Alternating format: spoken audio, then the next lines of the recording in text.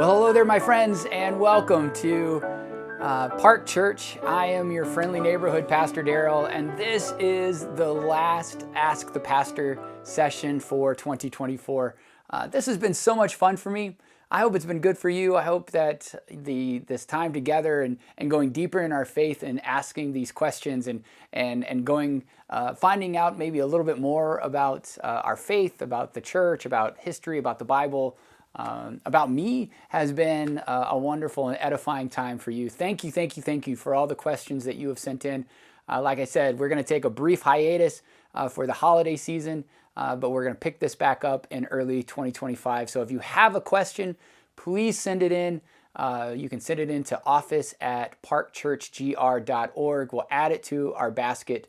And like I said, we'll pick it up in 2025 because this has just been so fun. I've loved it, and I hope that you have as well. And also, before I say anything else and we go to our question for today, I do hope that you and yours have the happiest of holidays and the merriest of Christmases, that you are safe and well, and that regardless where you may be in the world watching this video, that the birth of the Christ child into your heart and into your life and into your community is a blessed one, and that in this time as we move forward that we truly do follow the light of Christ so that we may have peace on earth and goodwill to all finally in our world.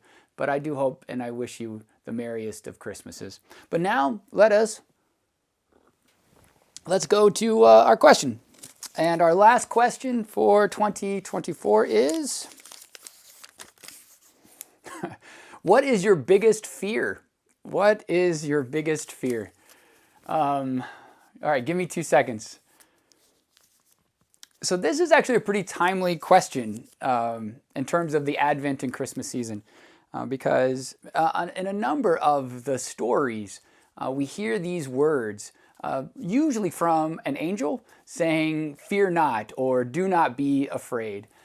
In fact, those words, either in the Hebrew Bible or in the Christian New Testament, is offered over 350 times. I think it's 366, but I'd have to look that up. But off the top of my head, I know it's over 350 times. It's one of the most repeated phrases in our Holy Scriptures. Fear not, or do not be afraid. And so obviously fear is a huge part of the journey of faith and being able to face our fears, to claim and to name our fears, to stand in the presence of our fears, and ultimately to overcome our fears. There's also a difference between fear and, say, phobia, or things that we are scared of. If you ask me, what am I scared of? I'm scared of scorpions. I was stung by a scorpion when I was a child, and I have sort of an irrational phobia against scorpions, to the point that my sisters, who are always playing practical jokes on me growing up, in my stocking one year for Christmas, they actually put a Beanie Baby scorpion in it. So when I pulled out my gifts that were in my stocking, I pulled out a scorpion. It was funny for them. Not so much for me, but for them.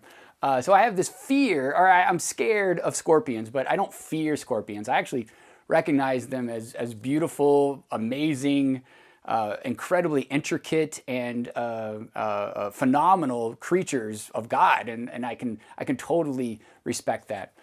But if you ask me what I'm fearful of, what are the things that I truly fear in my life? Many of you know that this past year I had a pretty significant medical event. That